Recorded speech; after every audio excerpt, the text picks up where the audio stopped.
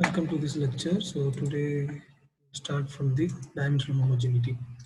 A physical equation is the relationship between two or more physical quantities. So for example, the physical equation for the potential energy will be equal to m into g into h. So here the physical quantities are g, that is acceleration due to gravity, and then height and then mass. Any correct equation expressing a physical relationship between quantities must be dimensionally homogeneous. That is according to the Fourier's principle of dimensional homogeneity and numerically equivalent. So the right hand side having the dimension value, uh, dimension value of m l square t power minus 2 will be same as here also m l minus ml2 and then t power minus square. So then it will be dimensionally homogeneous. Dimensional homogeneity states that every term in an equation, when reduced to fundamental dimension, must contain identical power of each dimension. So here, so in right hand side, the m having the power of 1, in the left hand side also m having the power of 1, and then t having the power, l having the power of 2, here also l having the power of 2, and then t having the power of minus 2, and then t having the minus power of minus 2. So that these are equal, then only we can able to tell that this equation will be dimensionally homogeneous. The next, a dimensionally homogeneous equation is applicable for all system of units. So it does irrespective of different system of units, dimensional homogeneous equation will be applicable. And then in a dimensional homogeneous equation, only quantities having the same dimensions can be added. So for example, in Bernoulli's equation, if you take the Bernoulli's equation P and then the kinetic energy term and then potential energy term having the same dimensions. So therefore, it will that equation will be added. So likewise, in any equation, if you want to add the physical quantities, means that quantity must having the same dimensions. So this is the dimensional homogeneity. So next we will look upon one equation. So let us take the same example as I take in the previous. So for potential energy will be equal to mass into height. So the dimensions for the energy is m l square t power minus 2. So if I take this equation m for m for g, that is nothing but acceleration due to gravity. So therefore L divided by t power 2, and for height that is once again L. So that will be gives m L square t power minus 2. This will be same as this one. So therefore LHS equal to RHS. So therefore this will be dimensionally homogeneous equation. Then next, the applications of dimensionally dimensional homogeneity.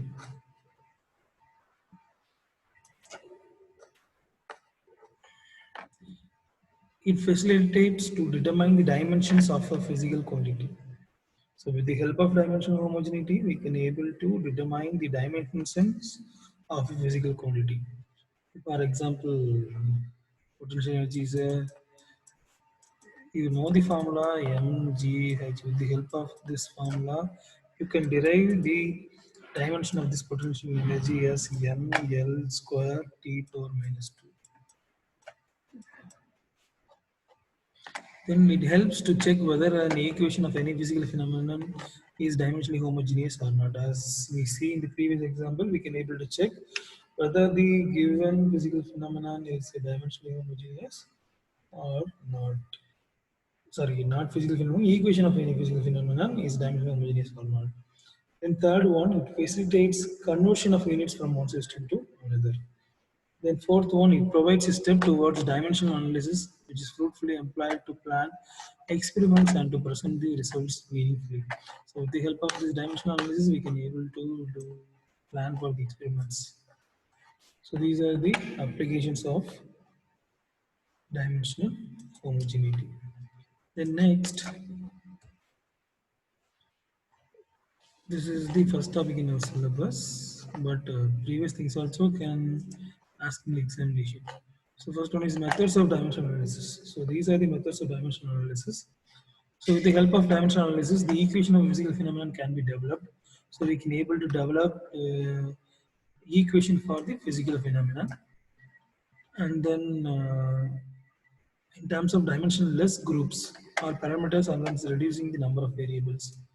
So with the help of dimensional analysis, we can able to develop the equation in terms of dimensionless groups or parameters, and thus reducing the number of variables. The methods of dimensional analysis are based on the Fourier principle of homogeneity. So first Rayleigh method, the next one Buckingham theorem method, and then Bridgman's method, and then matrix tensor method, and then by visual inspection of the variables in involved method, and then rearrangement of differential equations. These are the methods of dimensional analysis. So for your syllabus, and in most cases, we will use the Rayleigh method and Buckingham theorem method. So if the problem is very simple means we will go for the Rayleigh method. If the problem is very complicated means we will go for the Buckingham's by theorem method. So let's start. So first method, that is Rayleigh method.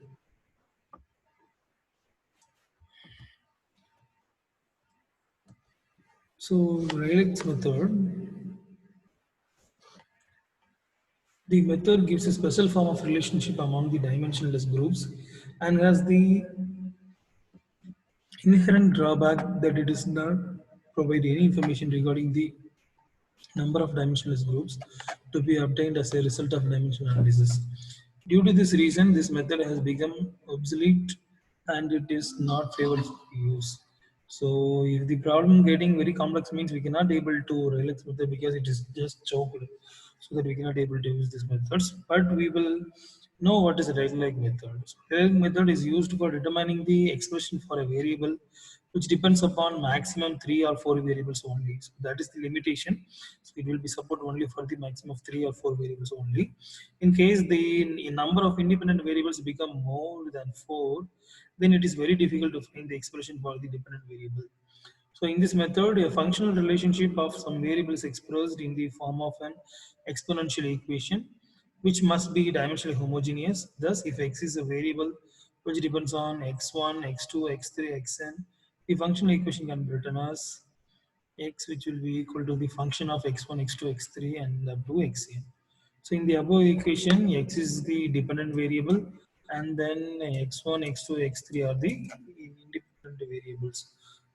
The dependent variable is the one about which information is recorded, while independent variables are those which govern the variation of dependent variable. So let us say take the same example, potential energy mgh. So here the dependent variable is the potential energy, independent variables are mass and then acceleration due to gravity, and these are the independent variables. So potential energy is like x, and then m is like x1, and then g is like x2, and then h is like x3. Okay. So in Rayleigh method we can write uh, like this, x which is equal to constant x1 power a dot. So sorry, at the final stage only we can able to take it as in dot. So x1 power a comma x2 power b comma x3 power c. So we can where c is the constant, a, b and b and c are the arbitrary powers. The values of a and b and c are obtained by comparing the powers of the fundamental dimensions. So once we go through one problem, you can easily understand about this Rayleigh method. So if you're not able to understand this Rayleigh method means first you will see the problem. I will teach next. Then you will once again repeat this slide. Then you can able to get that point.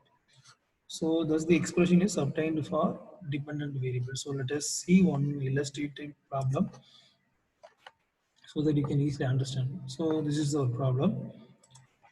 Find an expression for the drag force on smooth sphere of diameter d moving with a uniform velocity v in a fluid density rho and dynamic viscosity mu.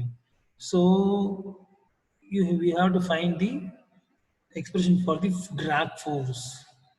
So the dependent variable here is the drag force, and the independent variables are the diameter, fluid density, velocity, and the dynamic viscosity.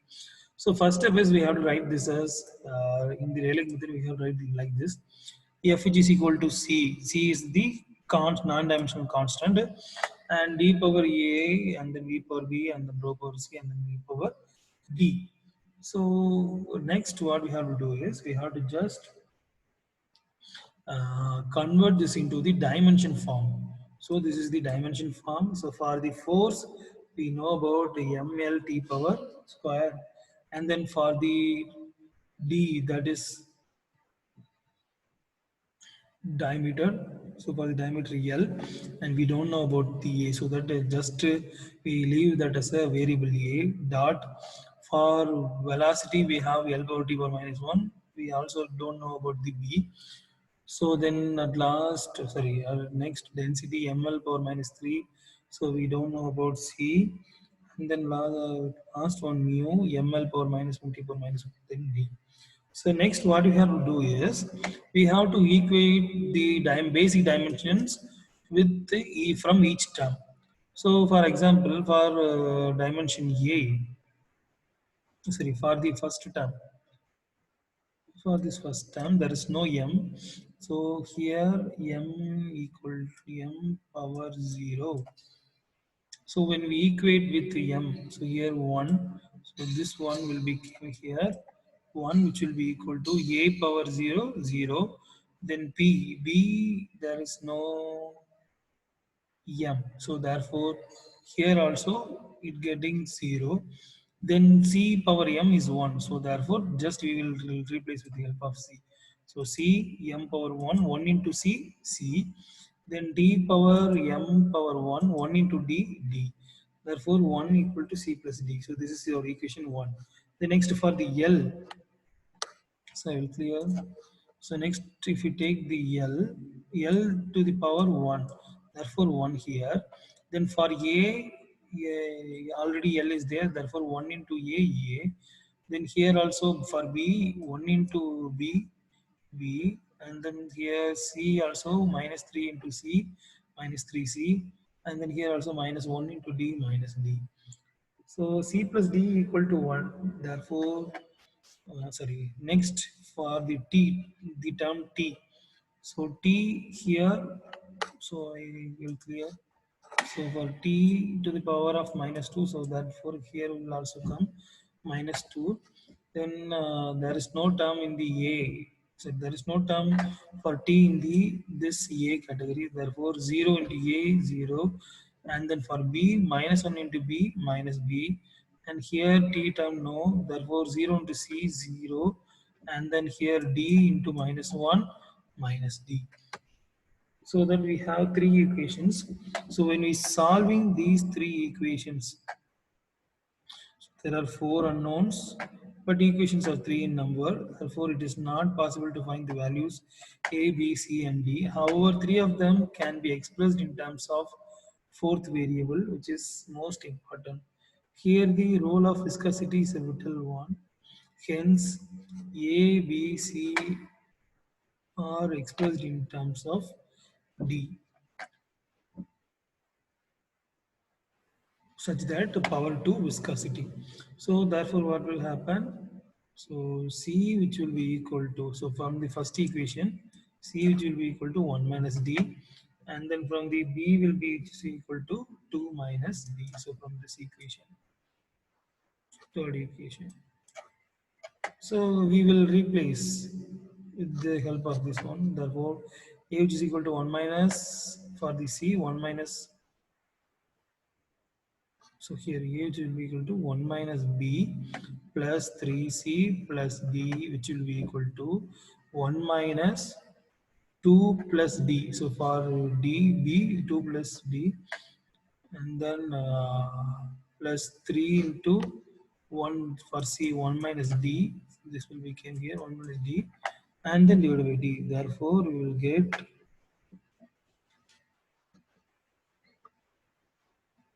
1 minus 2 plus d plus 3 minus 3d plus t, which will be equal to 2 minus d. Therefore, a will be equal to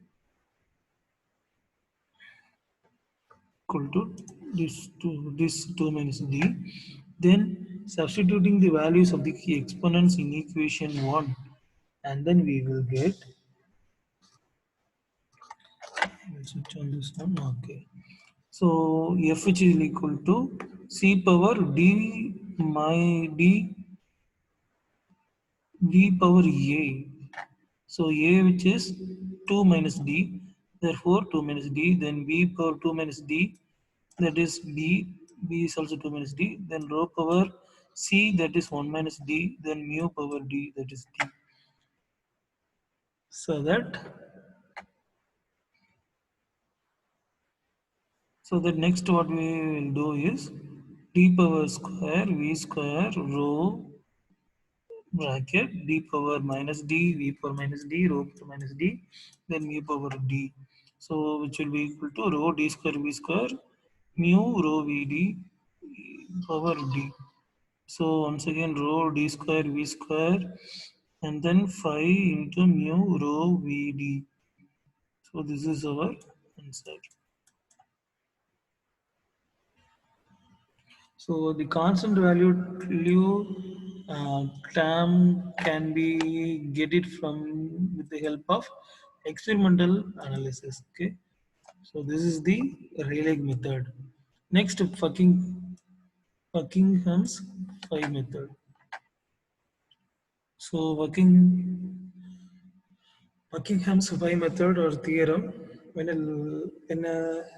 dependent variable, sorry, when an independent variable count will be more than 4. More than 4 means we will go for the Buckingham's phi theorem. So when a large number of physical variables are involved, Rayleigh methods of dimensional analysis becomes increasingly laborious and cumbersome. So Buckingham's method is an improvement over Rayleigh's method. Buckingham's designated the dimensionless group by Greek capital letter pi. So that only we will call this term Buckingham's phi method. It is therefore often called Buckingham phi method. The advantage of this method over Rayleigh's method is that it let us know in advance of the analysis as to how many dimensionless groups are to be expected. So before the analysis, we can able to tell that how many dimensional groups will be available. So that is the advantage of this one. So let us see method.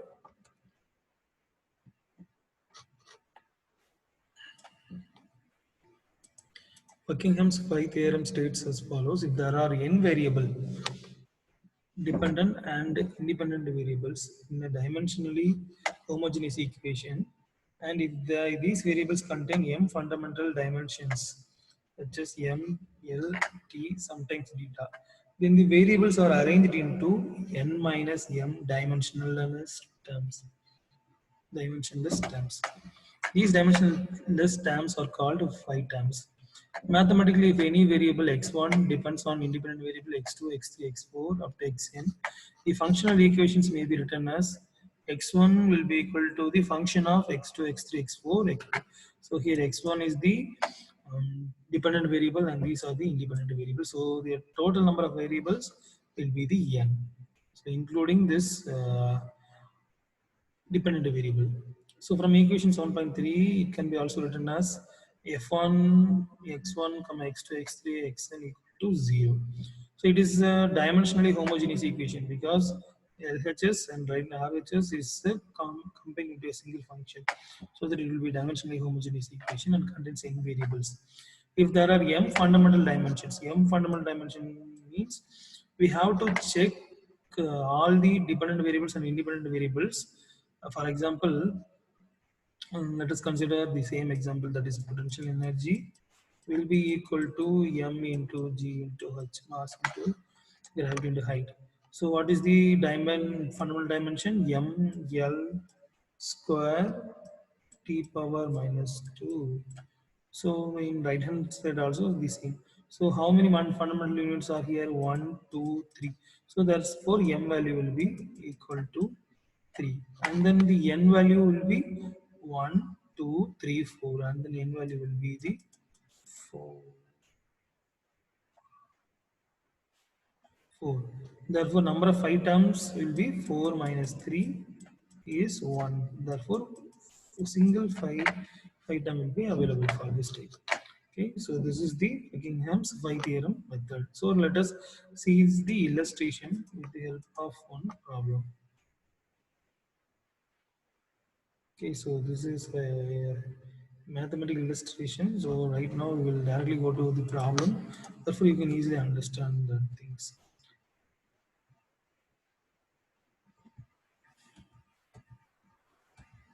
So, so before going to the problem, we will see some of the basic things. That is, each dimensionless phi term is formed by combining m variables out of the total n variables with the one of the remaining n minus m variables, that each phi terms contains m plus 1 variables. So m is nothing but the basic variable. So as in case of mgh, the basic variable will be 3 plus 1, that is 4. Therefore, each phi term having 4, 1, 2, 3, 4, 4 variables. Okay, so that is the thing first one. Then these m variables which appear repeatedly in each of phi terms are consequently called repeating variables. But so in every 5 terms we have m plus 1 variables, but m variables will be a repeating variable. For example, so here I take the mgh. So mgh means I will take as 1 term as mgh, uh, and then potential energy. So totally I 5 terms having the 1, 2, 3, 4 variables. But if the phi, in this example, we don't need for the phi 2. Suppose if the potential energy, I assume that the potential energy including of another one term like density means the phi 2 term, what I will do, m g h into density. So if you see that in phi 1 and phi 2, the repeating variables are m, g, and then h. So this repeating variable number 3 will be equal to the basic dimension, that is m. So this is the thing they have to want to explain here. That is called repeating variables and are chosen from one among the variables that together involve all the fundamental dimensions, and they themselves do not form dimensionless parameters. Let in the above case, x2, x3, x4 are the repeating variable if the fundamental dimensions of m, l, t equal to 3. So this is the each term can be written as like this one. So next, so we cannot able to easily choose these repeating variables. Okay, that is a very difficult task. So next we will do that. How we can able to choose the repeating variables. So selection of repeating variables. So first point is m repeating variables must contain jointly all the fundamental dimensions involved in the phenomenon. So that repeating variables must contain jointly all the fundamental dimensions involved in the phenomenon. So usually fundamental dimensions are MLT. However, if only two dimensions are involved, there will be two repeating variables and they must contain together the two dimensions involved. The next point is the repeating variable must not form, it is very important, must not form the non-dimensional parameters among themselves. So that repeating variables must not form the non-dimensional parameters among themselves. Then the third point is, as far as possible, the dependent variable should not be selected as repeating variable, so that we cannot able to choose the dependent variable as a repeating variable. Okay. The next, no two repeating variables should have the same dimensions. So that the repeating variables should not have the same dimensions. So no two repeating variables should have the same dimensions. The repeating variable should be chosen in such a way that one variable contains geometric property. So this is a very good practice. Then next one is the flow property. The variable contains flow property. Then next variable will contain fluid property. Then it will be easy to do the Buckingham phi theorem. So example for the choice of repeating variables. So first choice, L is the length, that is geometric property, and then V is the velocity, that is flow property, and then rho is the density, that is fluid property. Likewise, D is the diameter, that is geometric property, V is the velocity, that is flow property, and rho is the density, that is the fluid property. The next one, L is the length, geometry property, V is the velocity, flow property, mu is the viscosity, that is the fluid property. So like this, we can able to choose the repeating variables. So this one will be an important one.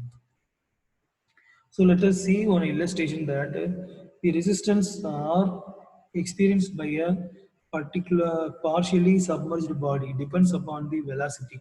So here resistance is the dependent variable. So resistance is the dependent variable, is the function of, they have telling that velocity and then length and then viscosity and then density and then G also. So obtain the dimensionless expression for R. So first thing what you have to do is you have to find out how many M and then how many N. So let us see step-by-step procedure in the Buckingham phi theorem. So this is phi theorem. So let us step one, go for the step one. So the resistance is the function of length, velocity, length, viscosity, density, and then gravitation. So there are totally five independent variables and then one dependent variable. So first step is f r, which is the function of v, l, e, mu, and then rho, and then g. So we can write it as f1 of r, comma v, l, u, rho, and then g. So the total number of variables 1, 2, 3, 4, 5, 6. Therefore, 6 number of variables, that is n value is 6. So next we have to obtain the m. So for to obtain the m, we have to write all the variables in dimension forms. So for the r, m, l, t power minus 2, and then for v, because this is resistance force, so this is the force dimensions, ml power t minus 2. Then for velocity, l power t minus 1. Then for viscosity, ml power minus 1, t power minus 1. Then for the density, ml minus 3, and then g power, then for g, l t power minus 2. Thus the number of dimensions. Therefore, the m value, because we have only the dimensions as m, l, t. Therefore, 1, 2, then 3. Therefore, m value will be 3. So right now we will find out the m and then n. The next we will determine how many pi terms here we have to. So there are totally 3 pi terms. Therefore, pi 1, pi 2, and then pi 3 times pi 3. So that we can write the equation as f1 is the function of pi 1, pi 2, and then pi 3. So this is the first step. Next, we will move on to the next step. So in step 2, we have to selecting the repeating variable. So the previous slide itself, I will deal with the how to choose the repeating variables. So out of 6 variables, R, V, L, U, U, Rho, G. So 3 variables as M. So M equal to 3. Therefore, 3 repeating variables we have to fix. So R is independent variable, dependent variable. Therefore, we cannot able to choose R as a repeating variable. And then out of the remaining 5 variables, that is V, L, mu, rho, and G. So we will should have geometric property, and second one should have the flow property, and then third one should have the fluid property. So these requirements are met by selecting the length and then velocity and then rho. So first one from geometric property, and then this one from flow property, and then this one from fluid property. So therefore, we will choose length, and then velocity, and then rho as a repeating variable. You can able to choose. So here we have only one the geometry property, that is length, but also we have only one flow property, that is velocity v. But we have the fluid property mu and then rho. So you can able to choose mu and then you can able to choose rho. But you have to check the condition for the selecting of repeating variable will be satisfied or not. So that's the important thing. And hence the three different dimensions exist. Now we will move on to the next step. So now we choose the repeating variables, that is L, V, and then rho. So first we have to find we need three phi terms. So first phi term is the L power A, because these three are the repeating variables. So L, V, and rho, these are the repeating variables. So L power A, V power B1, and then rho power C1. And then phi 2, L power A2, and then V power B2, and then rho power C2. Phi 3, A power 3, B power 3, and then rho power 3, and then rho, mu, and then G. So this is the first three are the repeating variables, and with the dot function, it will combine with the other variables. So that is the step 3, that is the formation of pi terms. Then next we will move on to the step 4. So in step 4, each phi term is solved by the principle of dimensional homogeneity. So first we will take the term phi 1. So length A1, velocity B1, and then density C1, and then so next we will write into dimensional form. So in the previous discussion, when we write the pi terms, we can equal with this 0, 0, 0. Therefore, we can able to find out the value for C1, B1, and then A1. So when we equate with the 0, 0, 0, first C1 plus 1. So because here m having 1, first two are doesn't have m, therefore a into 0 0, b1 into 0 0, c1 into 1 1 plus 1. So likewise second term, that is L. So A1 B1 Z minus 3 Z1 plus 1. Therefore here we have three equations. With the help of these three equations, we can able to find out the values for A1, B1, and then C1. Therefore pi 1, which is equal to R into L square, R divided by L square V square, then rho. Next we'll move on to the next pi term. So in the second pi term, likewise, we will equate with the basic dimensions. Then we will find out the C value, B value, then D, sorry, A value, B value, C value. Then we will find out the pi term, that is mu divided by LV rho. Then likewise, we will find out the pi term of third pi term. So here we will get L by G V square. So this is the third phi term. Then the next step is last, that is step 5. That is, we will substitute pi 1, pi 2, pi 3 in equation 3. Then we will get R divided by L square V square rho, which will be equal to pi into mu L V rho. We will just keep these things, and then L G divided by V square. So the above step has been made on the postulate that reciprocal of the pi term and its square root is non-dimensional.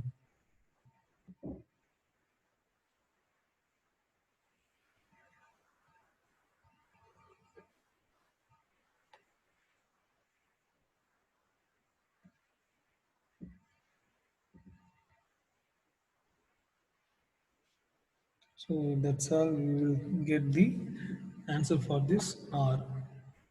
So when we saw this problem with the help of pi method, the resistance R is thus a function of Reynolds number. The Reynolds number is a dimensionless number, so we will get the rho VL divided by mu, that is dimensionless number, and then V by root of L into G, that is also a dimensionless number. Okay, so that we can able to get a equation for this force as well in the easiest terms called the Reynolds number and then Frod's number. Okay, so we will deal with these numbers in the upcoming slides. Upcoming. So limitations of the dimensional analysis. So what are the limitations of dimensional analysis? First one, dimensional analysis does not give any clue regarding the selection of variables. If the variables are wrongly selected, for example, if you select the repeating variables in wrong manner, the complete setup will be wrong. So that the resulting functional relationship is erroneous. It provides the information about the grouping of variables in order to decide whether selected variables are permanent. Sorry, the selected variables are pertinent or superfluous experiments have to be performed. And second limitation is that the complete information is not provided by dimensional analysis. It only indicates that there is some relationship between parameters. It does not give the values of coefficient in the functional relationship. The values of coefficients and hence the nature of functions can be obtained only from experiments or from mathematical analysis. So these are the two limitations of the dimensional analysis. So in next lecture we will see about the model analysis.